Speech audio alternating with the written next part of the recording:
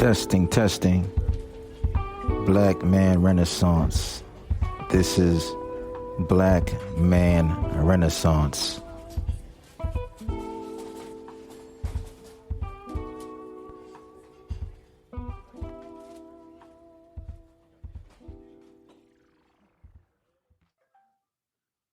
All right. So the question was, we were talking earlier, the question was, do we blame, when it comes to poverty and people growing up in ghettos and less fortunate areas, do we blame, and let's say one of these young kids dies due to violence, do we blame society for creating that environment, or do we blame the parent for raising or having these kids, knowing, having, the prior knowledge of what goes on in these areas? That is a good question. I think you know what I'm saying. It takes a, first and foremost, a person has to be well rounded about a question like that. You feel me? And you have politicians, you have a lot of bourgeoisies, you have a lot of idiots who will run around here and blame people who have no type of grip or strength enough to pull themselves from the bootstraps. So this is the same thing where people blame people, say, hey, pull yourself up by the bootstraps when you have no boots to pull yourself up from. So you can't, I'm asking, in my opinion, you can only blame society. Okay. There's many different factors of it. And don't get me wrong, from a person who lived in poverty before, who's lived in the projects, who's been incarcerated, who's knows a viable situations. Now, mind you, everybody have their own version of poverty. I'm not going to negate anybody's story. But the problem is, I also read as well. You get what I'm trying to say? I also read. I also took classes on economics. So I understand things a little bit from a different perspective that a lot of people won't. People are going to look at things surface deep and not from the whole perspective. Redlining, lack of funding in schools, lack of opportunity of jobs around. Some people don't have skills to come. You know what I mean? You know what I mean? Some people don't even have money to put their own kids through school. So you're talking about there's a cycle that happens where there's no opportunity of back. You know what I'm saying? I got you. So, all right. So let's take this back. Okay. So as an older black man, we're both near our 40s. You talking to, let's say you're talking to a young guy, let's say your nephew, or just one of your nephew's friends. Mm-hmm. And let's say he asks you, hey, Unc, I'm a young black man. What do I do to achieve in life? How do I elevate myself? How do I, keep myself from being in the same situations that you were in? How do I win? What socioeconomic situation you come from, though? What type of situation you come from? Is he living in the suburbs where I live at now, or we in the hood? We in Alapata. Yeah, that first thing I would say is find a mentor. That's really important. Find a mentor, because you have a lot of dudes who make out of the hood. I know a couple who made out of the hood who wasn't as fortunate as me. You know what I mean?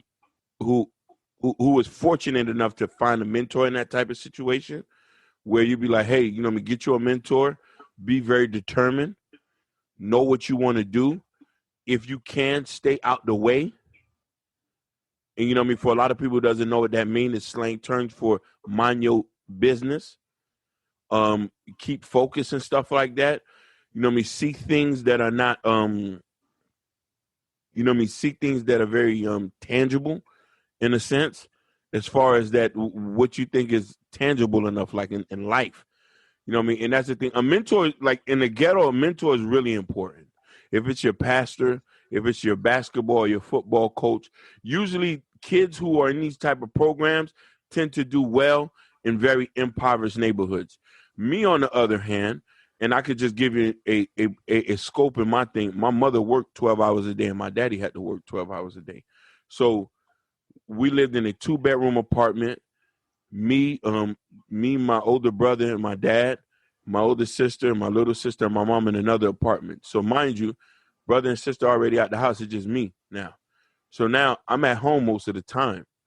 And mind you, we don't got none. So I already hit. Mind you, I live right in the war zone.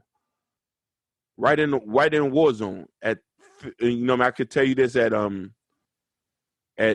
10, I seen my first dude get shot right in front of my house, and I seen a dead body maybe 2 years later going to the corner store.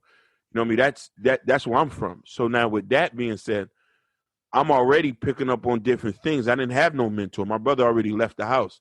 He already left the house when went to the army and stuff. So I'm already hip to things. Parents are not at home, so it's really important to get somebody who cares enough to mentor you and guide you. You know what I mean? Most of these guys need guidance in a sense where you can say, so, you know what I mean? Sometimes not to cut you off. I heard you mention that you said when you were 10 you saw your first shooting or your first murder. How do you feel like that impacted you? Oh, it impacted me. It impacted me so much. I view life a little bit different. I became a little. Don't get me wrong. At that time, I was traumatized because man, that thing you can't compartmentalize. Why would somebody shoot somebody for what? And like just a simple argument. They was cool at one moment. A handgun came out, and the blicky and the thing just started. All right. You know what I mean? Did you ever talk to anybody about it or? No, I never had counseling, and that's another big issue too. Everybody needs counseling. PTSD, you know what I mean? You're going to suffer from PTSD. It's been studies about that.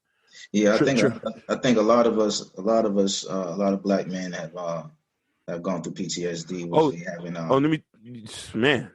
Not only that, even for nonviolent things, you go through PTSD. I can even tell you a situation when I was out here hustling, and you're in a hotel full of niggas, and there's a girl coming in there to buy crack, and put her baby down on the bed, and she's smoking crack, right in front of you when there's a gang full of niggas in there. That's traumatizing. I still keep that thought in my mind. Wow. You know what I'm saying? That replays in my mind often when I see little kids and little girls, and I say that, hey, what did happen to her for her to get there on that level? You know what I mean? Like, who touched her? Like, who touched her? Who raped her? You know what I mean? You try to replay those type of things. So, you know what I mean? This is why I say it's very important to see when you see somebody slipping, to grab hold of them and pull them back. But people have to care enough to do that. You know what I mean? Nobody cares enough, because you want to know why? When you come from an affluent situation, you view life in a different perspective. Your lens is very thin, because you want to know why. Yeah, you grew up in a bubble. Basically. Right. Plus, not only that, you grew up with rhetoric being told you that, hey, them guys did that to themselves over there. You see me, I pulled myself up by the bootstraps. Okay, where did you get the boots from? Where did your dad come from? Oh, okay, your dad had land here, you did this and that. No, we didn't have nothing. So, you know what I mean? A lot of us, so sometimes when you see certain people come out of them situations, it'd be miracles. Like, I'm talking about real life, out the Bible type miracles. When you got people who's like, hey, he came out of here 7, you know what I mean, 7 is, you know what I mean? Like, I could tell you, I can mention the guy who I didn't know him. I knew him I knew who people know him, True Story Dave. Real street dude. Had a son at a young age. His son had a son. He was a grandfather. Came out of situation for murders, crimes, and stuff like that. Built an establishment for himself. You know what I mean? You would think somebody like that wouldn't be caught up in some street stuff, still gets murdered. Wow. Rest in peace, Dave, man. Mm-hmm. Yeah. I mean, but you know, from what I heard from you, like he was somebody that he's an entrepreneur, put a lot of people on. Oh, too many of them. Zoe Dollars, Lajan Slim, in the field with my Haitian. Yep, an assortment of other people. Very, very intelligent guy. Very intelligent guy. All right, but let's take it back to the neighborhood, right? So, we had this question before we hopped on this call. Do you believe that the people, our local representatives, should be people from our immediate neighborhoods representing us versus 100. somebody who who's not really in touch with the streets, who doesn't really know the people in the neighborhood, or knows the people but he doesn't really keep in touch? All right, I'm gonna give you a 2-part answer. You're gonna be shocked about this. Yes and no. I do believe we need somebody there coming from there, but we don't need the people we have now. I would like somebody fresh and new with new ideas that's going to correct problems that's already there. So let's say for instance,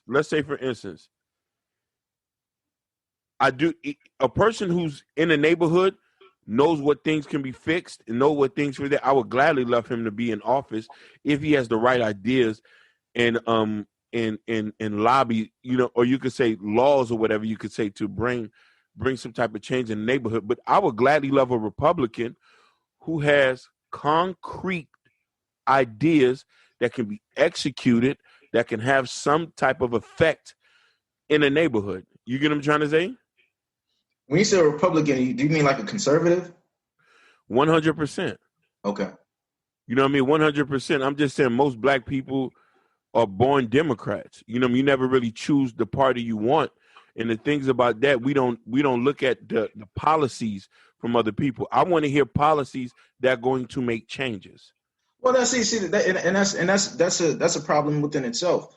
You said most black people are born Democrats. Me myself, growing up, that's all I heard: vote Democrat, vote Democrat, vote Democrat. But we don't even know why do we vote Democrat.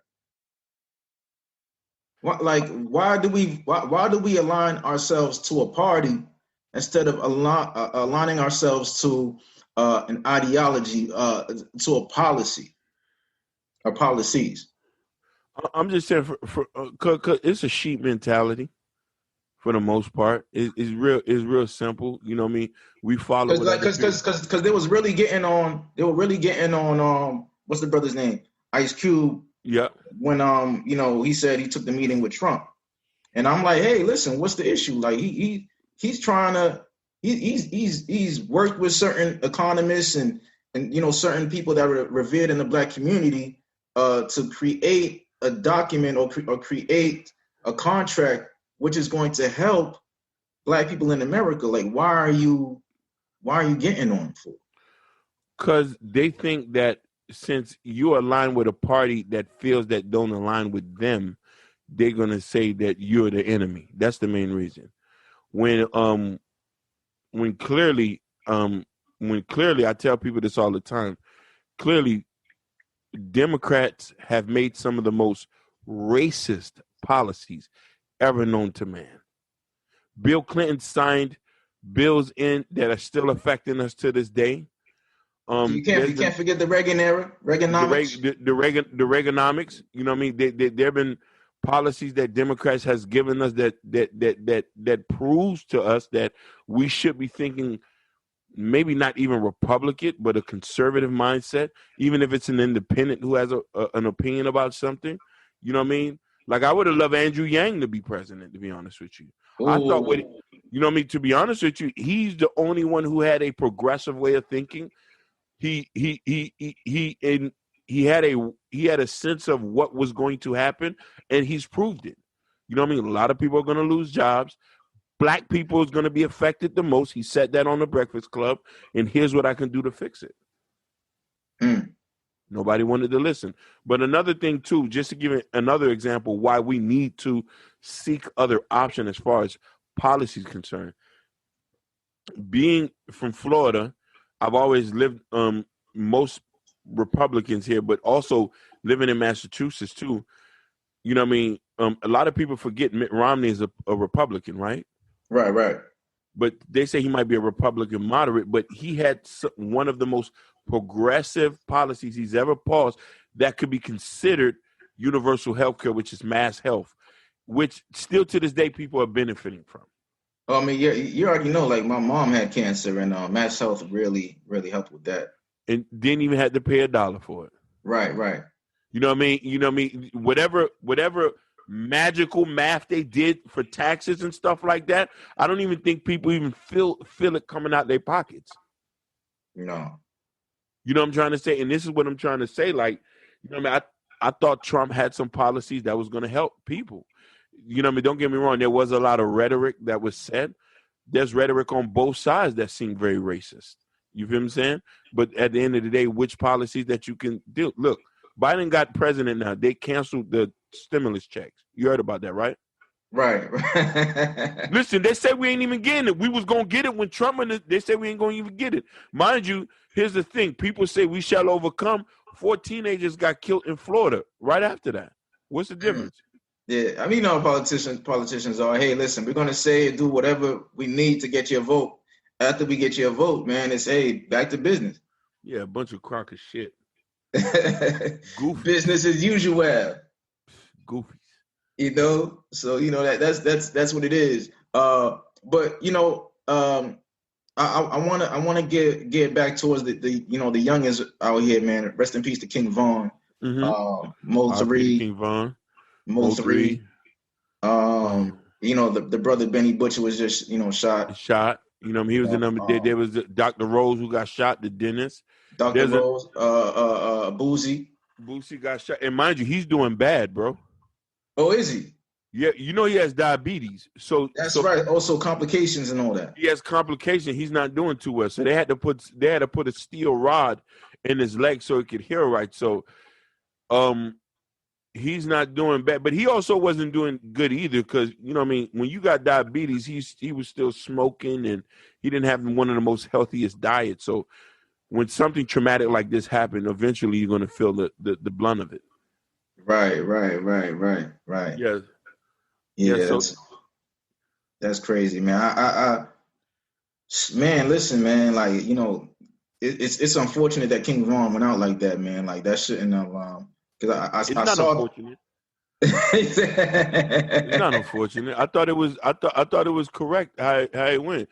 You listen, yo. A lot of niggas is gonna get mad at me. That man was a street nigga. Oh yeah, no, I mean you and I had that conversation, but I say this is the reason why I say it's unfortunate because you know we know the areas that he came from. You know he's a product of his environment, basically. You know, so he only knew one way, and I distinctly remember seeing a snippet of an interview that he did on another podcast where he spoke on the violence, the gang violence in Chicago, and he was saying, hey, listen, you know, we do what we do because we don't know how to solve issues. We don't know how to come to, sit at the table. We don't know any conflict resolution skills. Mm-hmm. And that video of that brother's death clearly showed that. He saw the ops, as they say, and it was on site. He just started wailing on them and swung on him. But, we said this, hey, listen, if I see my friend getting hurt, whatever, and I know that you're a notorious shooter, I got to do what I got to do. Because at the end of the day, hey, listen, I know you're known for being a shooter. You might pull out first, so I'm not going to give you that chance to pull out first. Listen, yep. Countless blogs said that what the shooter did was according to street justice. Yeah. Me, myself, who's been a part of that situation and who's seen that stuff, I'm shooting. And mind you, listen, whoever listens to this podcast, you might think I'm crazy when I tell you this. That guy was being nice when he did that. Right. And wasn't Quando Rondo trying to help him out after? He did. He would say, hey, everybody chill. The man is shot. Even helped the man into the car. Mind you, he didn't start the fight. He got swung on and jumped on. His friend see a swarm of people swarming at it. His friend pulled out the blicky. Listen, he didn't shoot anybody but the person who we in. I also want you to think that everybody else who got killed was shot due to police shooting indiscriminately. So do you think it's a chance that that brother might get off? The way the video seemed, if he has a good enough lawyer team, he can get it off on self-defense and stand your ground. Yeah, but they might say, "Hey, listen, he wasn't fighting you. He was fighting your friend." Yeah, but there's clauses in that too, because you're in it. Like, the, here's the thing: he's not gonna get first degree murder, manslaughter at the most, because it wasn't premeditated. You feel me? Yeah. There's a fight going on. It's a rumble. This situation, and the blicky goes off. You know what I'm saying? So it's. I don't have the law in front of me to read it because I know it's like if you feel your life is in danger or something like that, or the life of somebody else is in danger. The way I seen the way the crowd swarmed and was about to surround Quando Rondo, I'm shooting in the crowd. Me personally, Mm. everybody's getting hit, even my man's. Mm. Indiscriminately. Bullets got no names. Indiscriminately, because I don't know where it's coming from. Yeah. I gotta Yeah. take that. I gotta take that chance to see my man's might get hit. You feel me? Mm. But I gotta try to save you somehow, right? Hood survival tactics. Basically. But here's the thing: while a lot of people are looking at him as a martyr, are looking at him as a hero, and say this, none of his music was ever. Known shooter. Listen, Yeah. documented 7 bodies and 4 assists. Mm. This is documented. He had been on trial for 2 murders. One of the reasons why he didn't get convicted of the murder because the other person took the rap for it. It took 25 years, and he was let off on a technicality. You made that boy sound like an NBA player.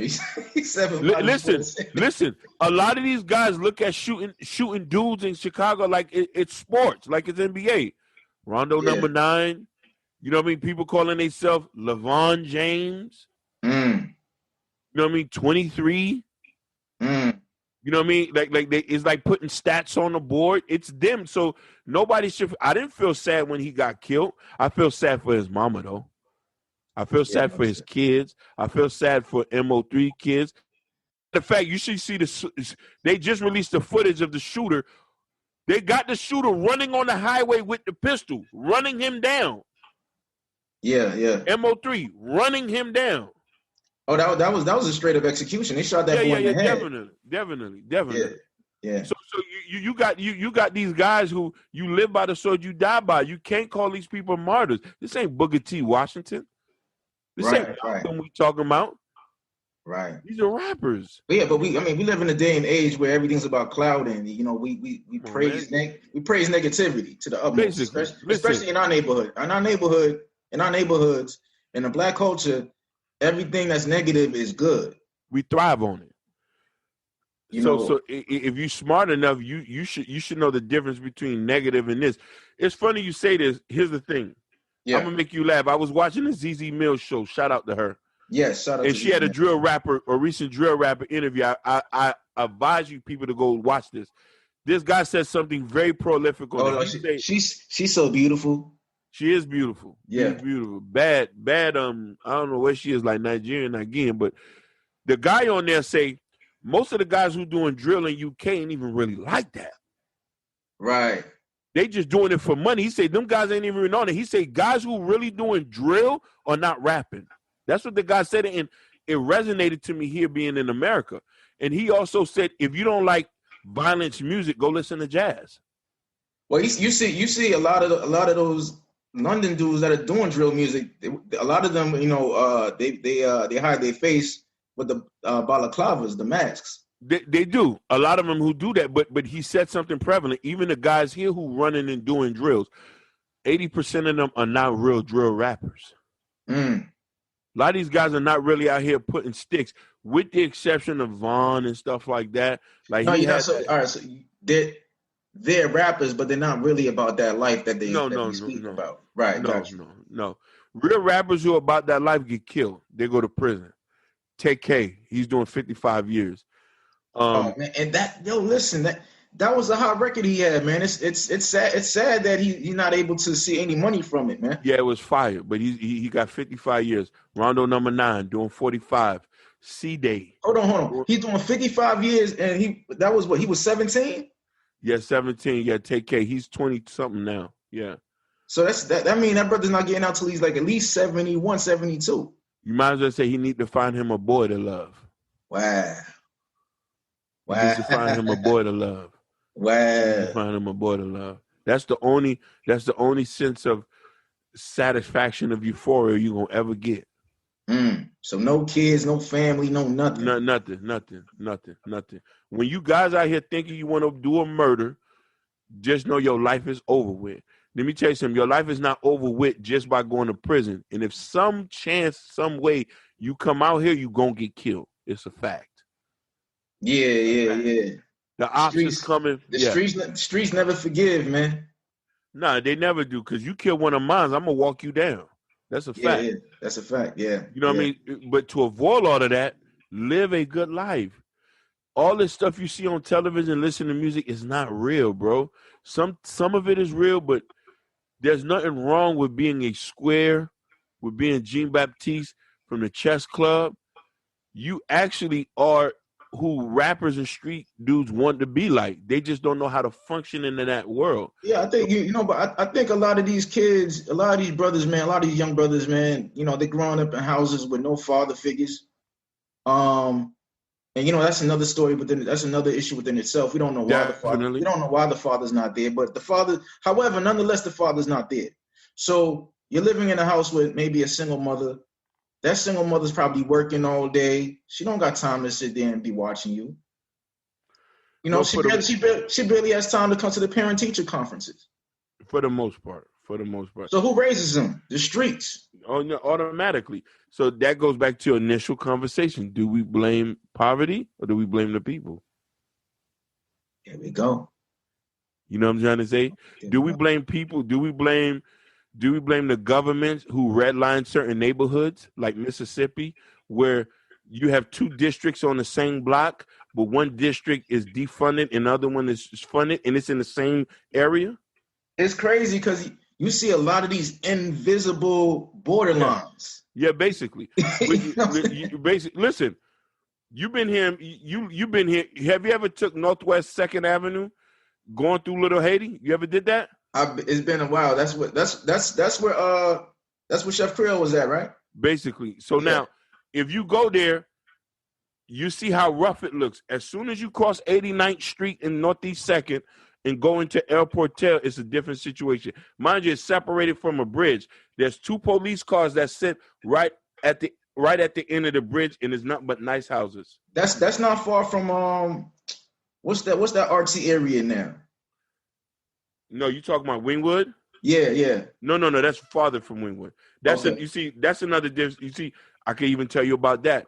4 blocks away from Wingwood is over town. Is a war zone. But look how gentrification look at it. But let me tell you something. I'm talking about segregation 60, 70 years. Little Haiti and El Portel are separated by one bridge. It's a small little bridge, but you can see the difference in the funding of the area. Let me ask you a question though. When those hood dudes, when the shooters go over that bridge, they know not to act up, right? Oh man, you going to prison. You going to, that's automatic. You going to prison. You can't. So they value what's that neighborhood? Over the bridge? El Portel. So they value the property in El Portel and the people in El Portel then in their own neighborhoods. Oh, if you from Miami, you know not to go over that bridge. Because police is going to stop you, and you better hope you don't have nothing on you. Most people don't go past that bridge unless you live over there. I don't go over there. Wow. I don't go over there because it's a real nice place. Matter of fact, I'll tell you how nice it is. There's a Starbucks in the center of the city. Oh, yeah. Anytime you see a Starbucks or a Whole Foods or a Trader Joe's. Yeah, there's a Starbucks and a smoothie place in the center of the city. And there's a coffee shop right across the street. There's a bank. There's everything. But you're talking about 2-block radius. 2-block radius. There's no Starbucks in La Haiti. On the same road. There's no Starbucks in La Haiti, and there's no smoothie shop over the road. But it's funny. I read a story not too long ago where they said that a lot of the tenants, business tenants, are moving out of Little Haiti because the rent is going up. You're talking about a certain part of Little Haiti. You're talking about the part that leads into Wingwood. The part that leads into Wingwood. You got to understand something. From 56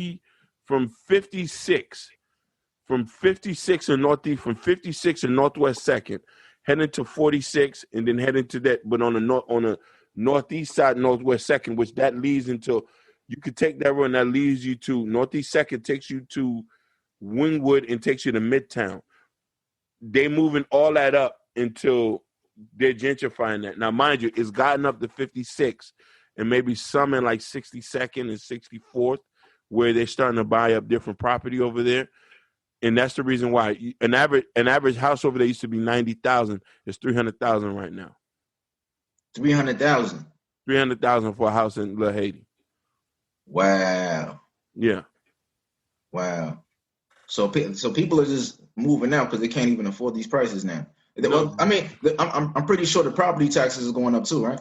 Oh yeah, 100. The property tax on my mom's house is going up, and we don't live we live farther from there. Yeah, they going up, and people can't afford it. People can't This is the reason why you're having an exodus.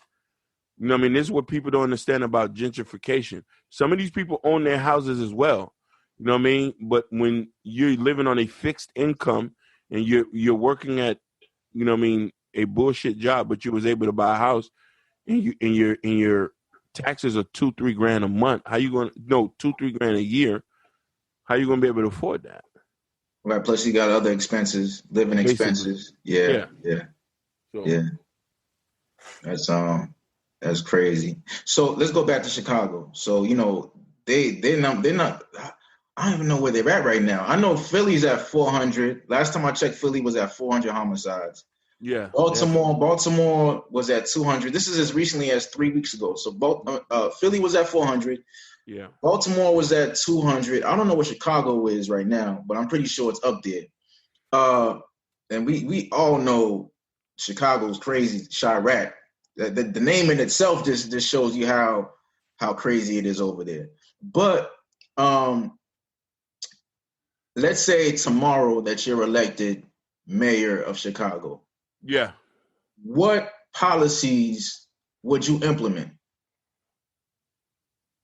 That'll be some good. Okay. Yeah. First and foremost, it's funny you say that. First and foremost, I would try to solicit businesses to come into the neighborhood. You feel what I'm saying? Particularly factories, because I know one of the biggest things is funding. No, one of the biggest thing is jobs. That's one thing I would do. Secondly, I would fund the poorest schools there and be able to set up intervention programs, gang intervention programs at schools. Thirdly, I would build a hospital in Chicago, because that's another issue they have too. A lot of guys who are getting shot in that area, they have to drive literally 15 minutes to a trauma unit, which is in the center of the town. And most of the guys who are shot in Chicago never be able to make it home. Or they down the way to the hospital. They are down the way to the hospital because there's not a trauma center in the city of Chicago, like where all this stuff is happening. They don't even have a trauma center there. So most of the shootings these guys got, if you're not strong enough, you dying on your way to the hospital. But see, the thing is, do you blame the leaders for not having a hospital within that situation? Because just knowing how crazy it is, just imagine you being a doctor in that area where the shootings are taking place. Somebody gets shot. They get to the hospital. They make it through the triage, whatever. And then next thing you know, you got a shooter coming inside just to finish the job. You see what I'm saying? Like, because these kids don't give a fuck about security. They don't give a fuck about authority, nothing. I get that. But with the severity of the situation, you understand that. Most doctors don't care about stuff like that, and it's the reason you got doctors going to war-torn cities. Your thing is to save lives. Now, here's the thing. Gang intervention programs, mental health programs, because let me tell you something, it all starts there. Being able to, you know what I mean, or being able to do that, that'll be another thing too. Stricter, stricter gun. You see, I wouldn't say stricter gun laws. Really, a lot would have to do with gang intervention programs in the high school, more funding, more trades in the high school, teaching these guys to be able to learn a trade, and at least having a couple businesses there that can hire up to 5,000 to 6,000 people. Because let me tell you something, the area that you're talking about, well, most of the shooting is only a 40-block radius. You know that? Old block and all that. Yeah. South side of Chicago. We're talking about literally. We're talking about long block. We're talking about 40-block radius. We're talking about within that whole mix. We're talking about maybe at the most 10,000 black men that are unemployed in Chicago, in the South side of Chicago. Yeah. And unemployment brings a whole bunch of craziness, man. You see, just think about this. Just think about if 3% of the gang members was able to get a good paying job. 3% of the gang members. So bring jobs. You said something about the schools. Fund the schools because a lot of these they go to underfunded schools. So you're talking about the education is not there, and have gang intervention programs in the schools and mental health programs, meaning that you need to have counselors on site. We do not need to throw people in jail. Counselors on site, relocation programs. You feel me? Meaning that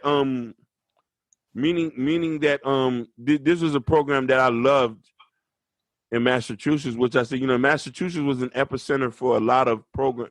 MECO. Yeah. I would have a MECO program. Let's say, for instance, you got a gangbanger who's a good kid. You feel me? Yeah.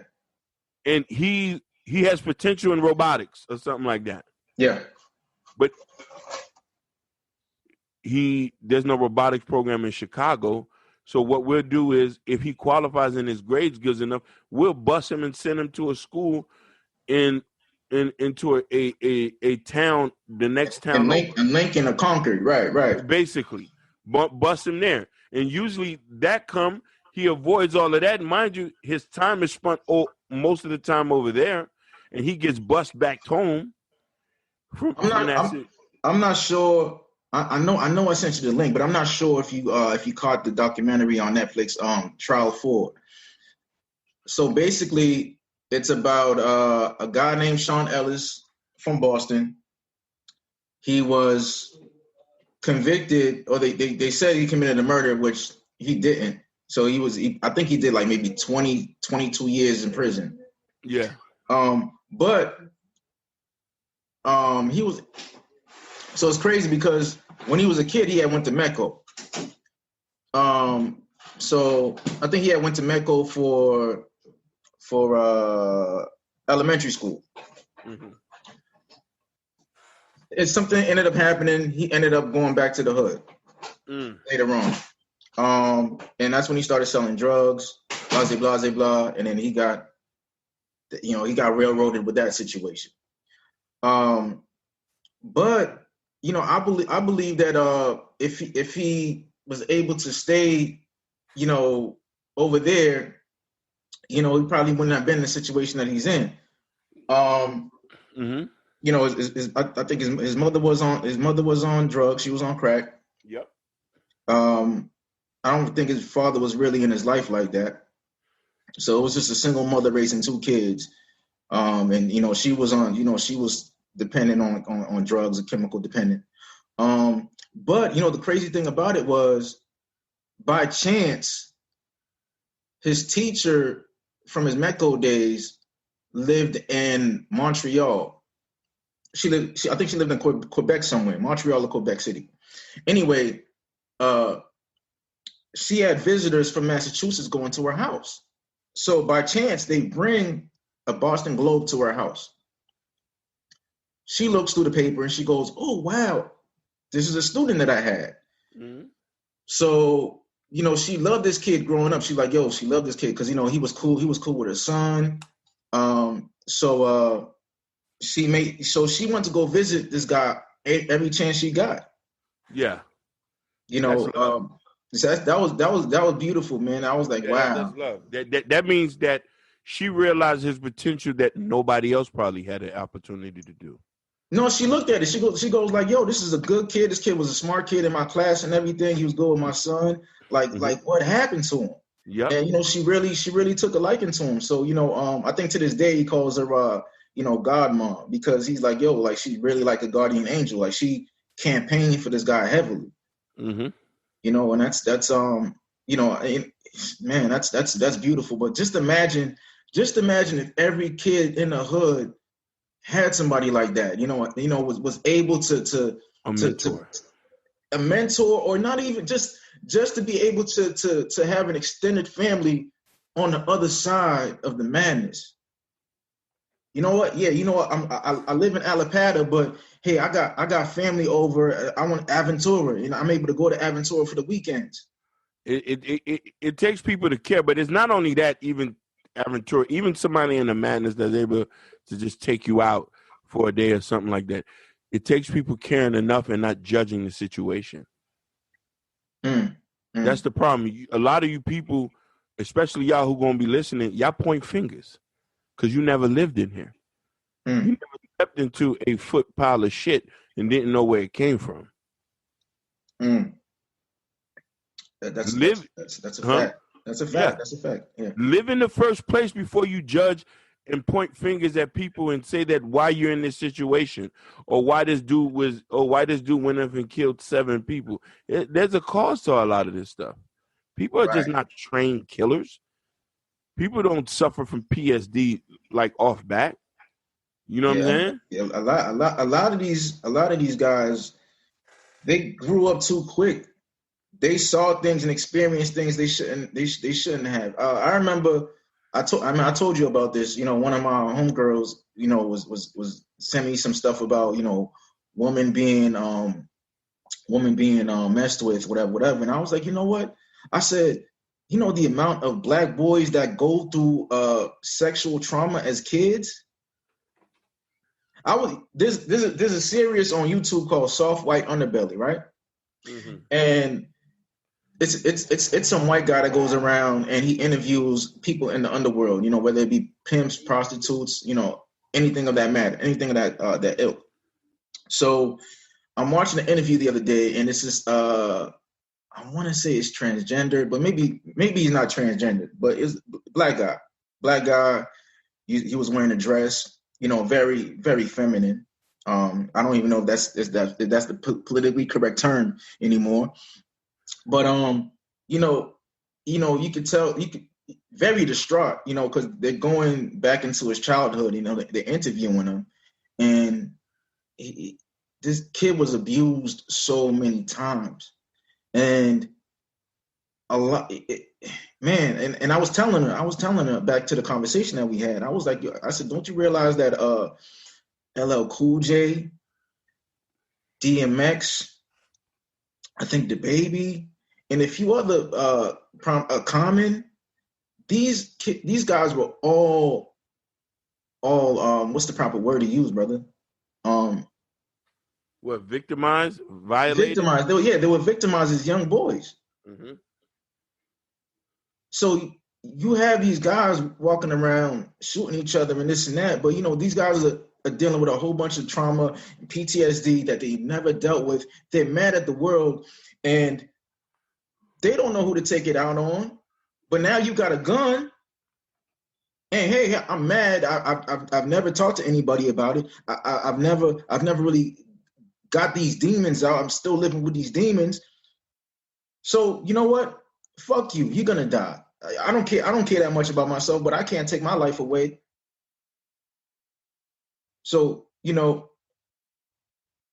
that's man. Listen, but I was watching that video the other day, and man, that was really sad, man. Very, very, very sad, because you have a lot of young brothers out here that are just, they're not raised in the best situations, or no one really cares enough to really, basically, no one really, they feel like nobody really cares about them. Because I'm watching a video, and he said he endured the victimization for years because he had a sister, and he didn't want his sister to get it. So he said, rather I get victimized than my sister or my mother. So do we blame them for being in poverty? It's a good question. Because that's all sound like poverty talk to me. Do we blame them for not getting mental health, or do we blame them for not being to afford mental health, or the best psychiatrist? No. See, we can't blame that on poverty. We got to blame that on devils, bro. That's he grew up in a house that was his stepfather. That had nothing to do with poverty. That just had that had something to do with somebody who maybe his stepfather had been through some shit, and he was taking it out on the stepson. But a person might look at it and stem from, okay, how did that person get around this person? Why did she have this man in the house? Because she wasn't able to sufficiently take care of herself. Where all this stem from? Well, no, a lot of you say devils. I say let's get to the root of this shit. And this is why we say we don't know where all this stem from. How this shit started. How what started, brother? No, I'm just saying in general. I say where all this stem from. How this started? Like who's getting available access to start rating panties and shit and draws? Well, I don't know. Just from my observation, because I don't know if you saw this other video. I saw this on Facebook where this girl was talking about how she came out to her mother and told her mother, hey, my stepdaddy been abusing me for years. And her mother was not trying to hear that. Like her mother beat her ass. And she goes, and she was very traumatized about it because she felt like, this is my mama. I should be able to tell her this and to get this off my chest that, I've been molested by my stepfather for all these years. But her mother was just like, her mother was more concerned about, hey, I got something good here. I got this man. You're not going to fuck up my situation. Also, Pinky the porn star was doing an interview with, I'm not going to say the gentleman's name because he disrespected the great Minister Farrakhan. But you already know who I'm talking about. But even she said that that Herb.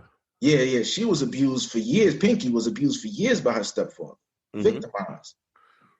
And, I think a lot of these women, they deal with these men and, they're getting attention from these men. So it doesn't matter what the daughter's saying. It doesn't matter what the son is saying. It's like, hey, I want my attention. So that man receives more love and reverence than their own children who came out of their bodies.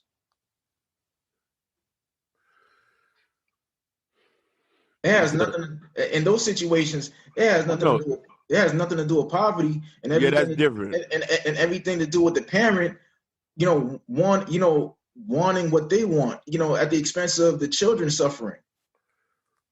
And the child doesn't suffer just as a child. The child suffers a lifetime.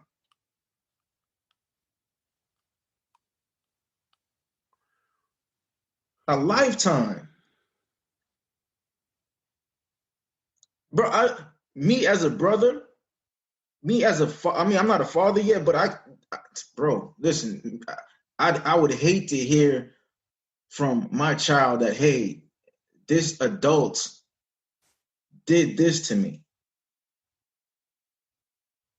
If you think I'm not going to take the word of my child, you're crazy. You're out of your goddamn mind. And this is why these kids need to be raised in a 2-parent household, or you need to raise your kids with the person you had it with. Oh, I definitely agree. I mean, a lot of times you're dealing with these women who they have a child, but the man that's coming in might not care about your kids. Those are not his kids. Those are your kids. So he like, hey, I give a fuck about these kids. Yeah, you know what? Hey, you know what? Yeah, I deserve access to them. I'm clothing them.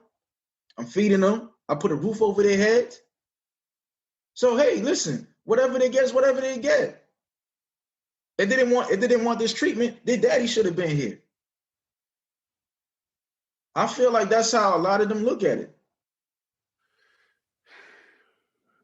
That's a whole nother show, boy. I'm saying? A whole nother show. Yeah, not to laugh, but yeah, it's very serious. But I feel like, yeah, you know what? Listen, you know, you and I have had this conversation. You know, shout out to Kevin Samuels. Ladies, Yep. please get back with your baby daddy. Basically, because I sure enough ain't taking care of your jit. I'm asking when you used to spend money on kids that are not yours, you tend to have a different opinion about it.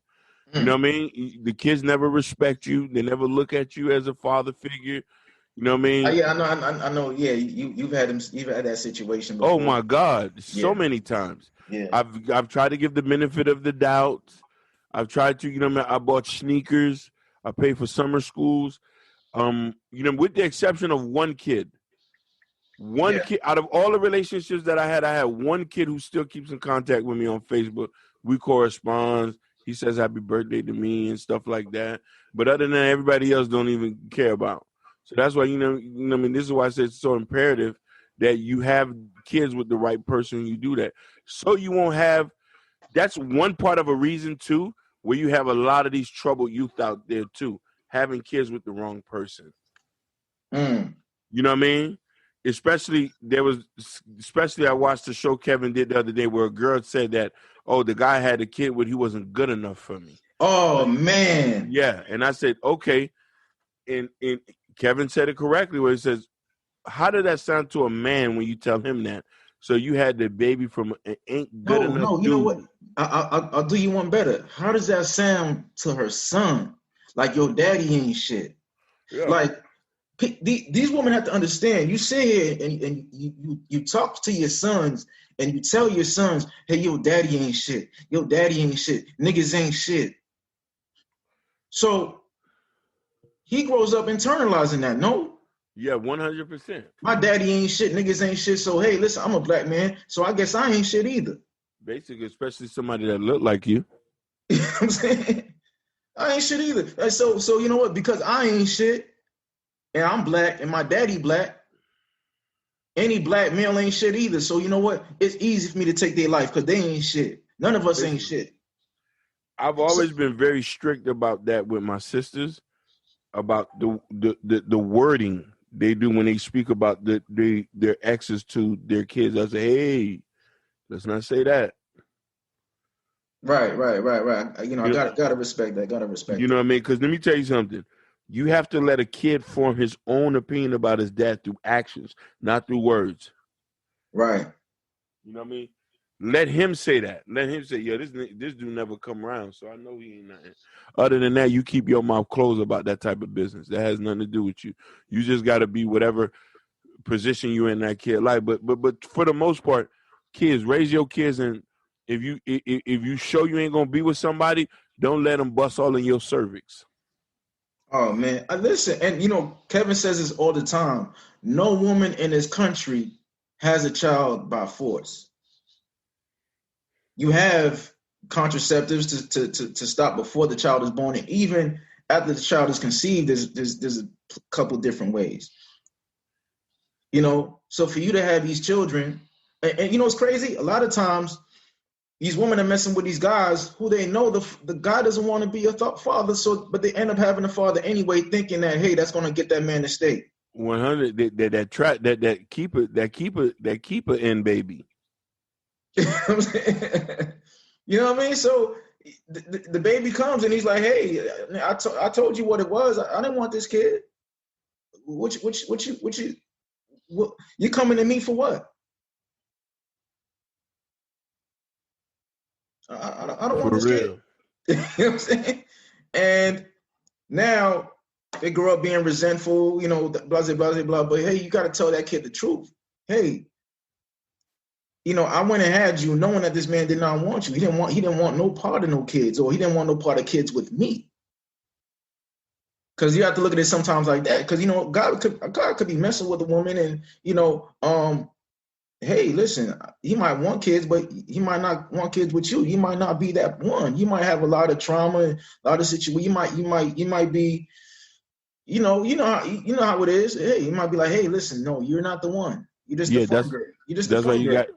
That's why you got to use contraceptives and understand what type of position you say it. And for the most part, you know what I mean? This is where you know what I mean, this is where Kevin plays a lot of this. He said we don't judge people by boyfriend and girlfriend. It's marriages that count over here. Marriages. Yeah, you know what I mean. Those count. So if you're not getting married or do not put in mind you, we don't even count if you fiance or nothing like that. That don't mean nothing to nobody. Oh, how many times you don't hear that? Oh yeah, I've been proposed. A lot of dudes propose to me. They yo, I can't get them off of me. But ain't nobody saying, hey, listen, let's get married. Hey, listen, I used to talk to this girl like last year. Swears guys are all on her. Everybody want to smash. Right, everybody want to smash, but there's nobody saying, hey, you know what? Listen, let's get married. I want to put you in this house. If I die, I want you to have this 401k. I want you to have this life insurance. I want to make you the beneficiary on these policies. Ain't nobody saying that. All they saying is, hey, listen, I want to smash because you looking right. Get bad. Basically. But you know what? They'll take that as a constellation prize over let's get married. I'll take that. Hey, these guys want to smash. Yes, because it's in a man's nature. You look good. It's in our biological imperative to spread seed. Right? Yeah, no, 100%. I'm asking, it's in the Bible. You're supposed to be fruitful and multiply. So be fruitful and multiply, baby. That's what it is. So you have, so men automatically have that urge to want to do that. You know what I mean? Women too, in a sense, but it's just how you go about it. You know what I mean? And you know what I mean? This is a phrase that me and you talk about. You know what I mean? A lot of us don't practice the art of mating the right way. You know what I mean? You know what I mean? Mating is a big situation here. But the thing about it is another one of his quotes, we don't have access to sex. We have access to say we're gonna be with you. So women, when you let a bum ass dude knock you up, that's really on you. That has nothing to do with us. So we shouldn't be, you know what I mean? Your poor planning shouldn't be my emergency. You feel me? I'm saying? You can't tell me your kids are well behaved. You can't say your kids is gonna look. No, I've seen this stuff happen. You know what I mean? And mind you, just like Kevin, I'm gonna say this too. For a person who's dated women with kids, is not a good deal. It's not a good deal. I've dated more women with kids than women without kids. It's not a good deal. You get the short end of the stick. Their mama and their dog is more important than you. So you come in at number 4, number 5? Oh no, not even that. 6 or 7.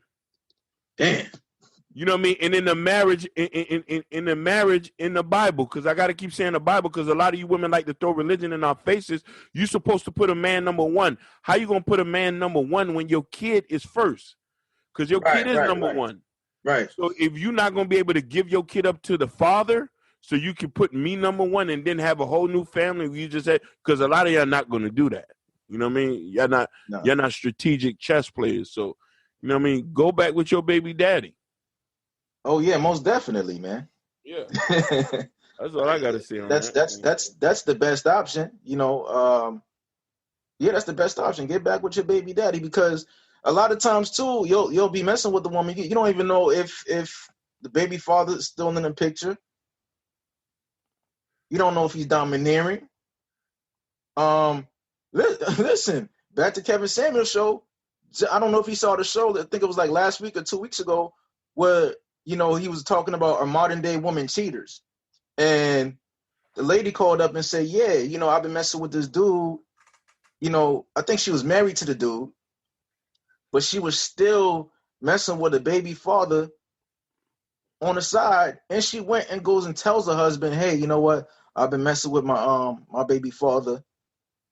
And that just broke his heart. And so now she files for divorce. Not him. She files for divorce. Baby father doesn't want nothing to do with her. Facts. You know what I'm saying? So he was just messing with her just to prove like, yo, I still got this. Yeah. But I haven't been in those situations where I played stepfather, but I can only imagine that it's but you know what? I think certain situations you have to read the situation and say, hey, is this good for you or not good for you? Because I know some good. I know some good stepfathers. My brother's one of them, so you don't have to, give respect to him. Yeah. Um, but yeah, man, it's just I don't know, man.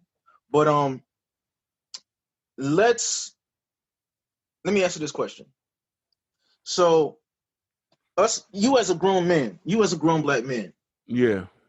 what are the I want to say 5 to 10 lessons um that you would give a young brother? Okay. Follow your dreams. That's number one. It doesn't matter what, it doesn't, because you're going to regret working at a place you don't like. So do what you love, even if you don't make that much money. Two, um, question who you call your homeboy. Not everybody's your friend. Um, Not everybody's your friend, because you know what I mean. You think people your friend, and people put you in a level that your friendship. So you have to figure that out. Three, um, learn humility. You know what I mean. Be humble about a lot of stuff, because you might be complaining about something, and it could be worse, because there's people in more worse situations than you, and you just be like, hey, like it's whatever. Four, don't save your money, invest your money. Invest your money. Because let me tell you something. Saving used to be a thing that I used to learn, but investing gonna get you more. And the only reason why I say that is you need to have money to save for you to go to war, for you to invest, for you to do whatever, for you to this. And the last one I could tell a person is keep learning. The more you read, the more you can, even if you're like in a real messed up situation, you can always escape to it, and you can educate yourself. I mean, the more you read and the more educated you get yourself into, the more you might refrain from doing certain things.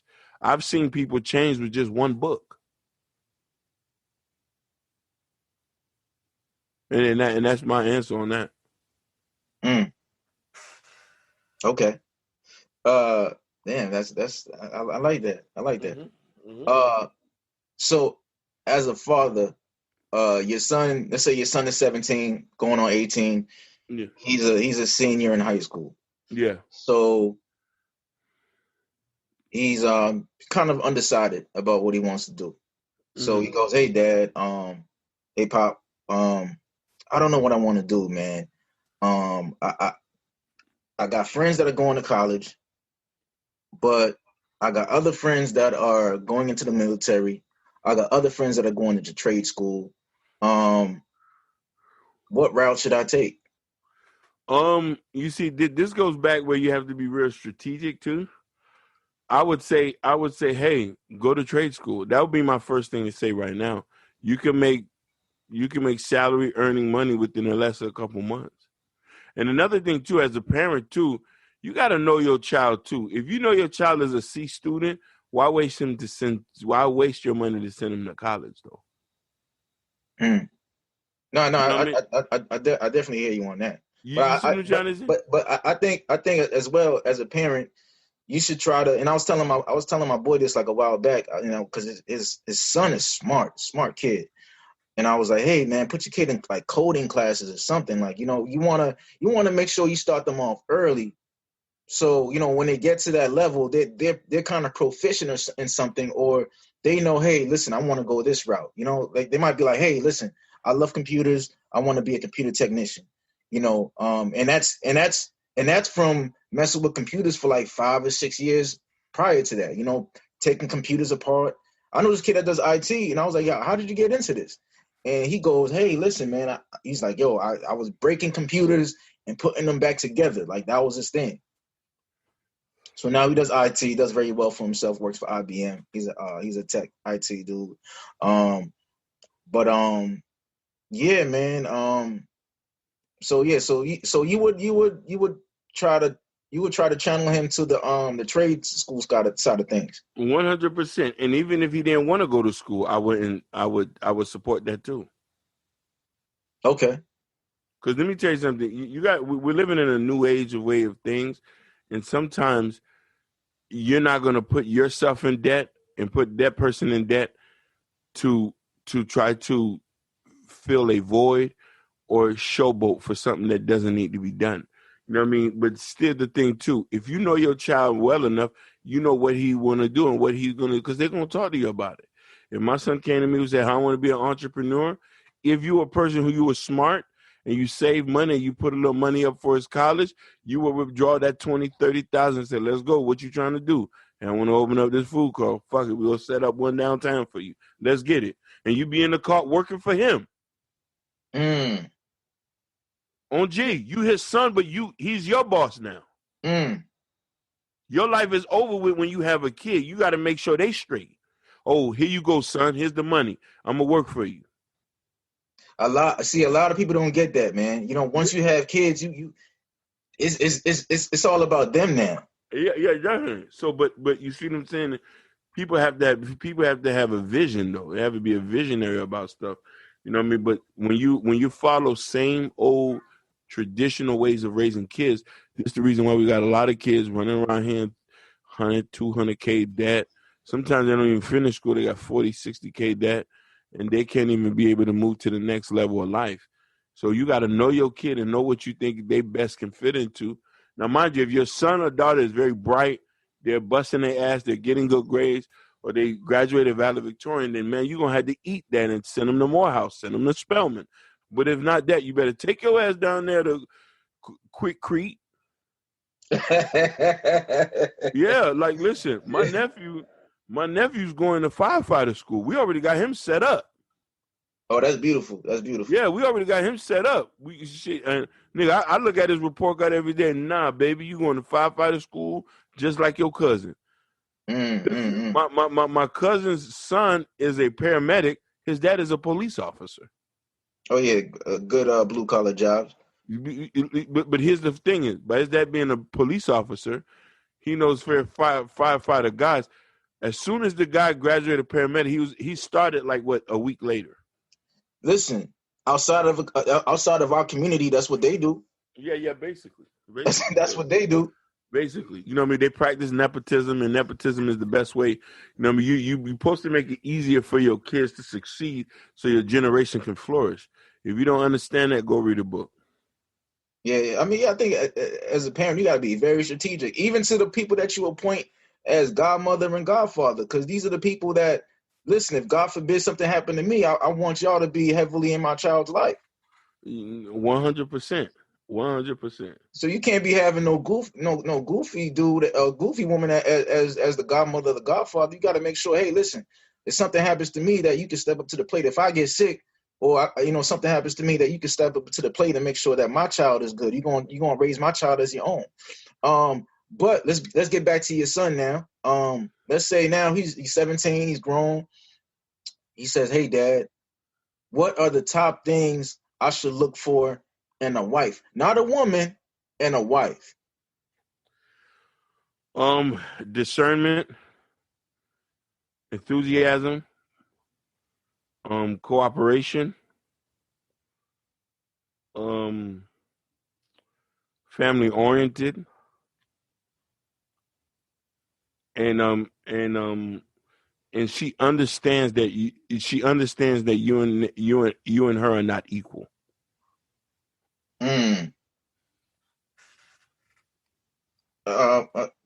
Expound on that. Reason being, I say you and her are not equal to the point that everybody knows their role. You feel me? And in the position of that, because a lot of people come into these situations in relationships saying that, I want to be a partner, when you, the man, are going to do 60 to 70% more than what the woman is doing. You got to make sure a roof over somebody's head. You got to make sure somebody eat. You're doing these dangerous jobs so they can live. You're breaking your back. You're doing this. You're not equal by far, because she's not going to do that. You know what I mean? Relatively, she's not going to do that. So she has to understand you're not equal, and by understanding that you are different from each other, there can be an understanding about, hey, there's certain things I can't do, you can do. So I know what place my position is in. So I know that I'm going to have to be submissive or cooperative when things want to swing one way. Ooh-wee. See that? Hey man, you gonna start some controversy with that, man? Because I remember they was getting on Jeannie Mai for those statements she made the other month. That is true, but Jeannie Ma understands. Jeannie Ma understands. Jeannie Ma understands one thing, and she says she noticed and seen that from her own relationship. Her mother beta-ties her dad. She doesn't want to be in that situation no more. Right. Some women learn to be like, hey, my dad just to shut up and won't say nothing. And mind you, in women, if you ever get a man who shut up and let you talk and let you do whatever that means, he doesn't really care about you. Right. He just don't want no problem. He don't want no problem. You know what I mean? So that's the thing. Like, and the issue is too, a lot of us men, especially who come from a certain background, or he might just place you on a pedestal that much where he's like, you know what, I'm so lucky to have her. I don't want to lose her, and he might think she's the next best thing since sliced bread. And that just goes back to the beta-tization of men. Like, listen, she might be. Listen, how many times have I heard a woman say, "Oh, not to me, but I've heard them say that about their partners. Oh, I thank him for putting up with me." Why should a man have to put up with you? You're grown ass adults. Why should a man have to put up with you? If you have issues, go get that shit fixed. Basically, I shouldn't have to deal with your trauma and your past and this and that.